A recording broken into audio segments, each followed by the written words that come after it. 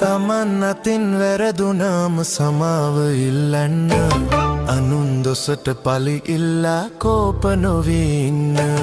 තමන් අතින් වැරදුනාම සමාව ඉල්ලන්න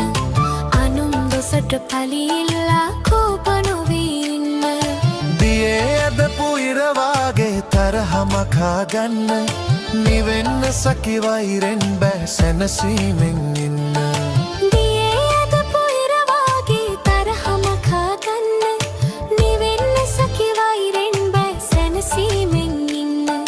නිවෙන්න සකි වෛරෙන් බෑ සැනසීමෙන් ඉන්න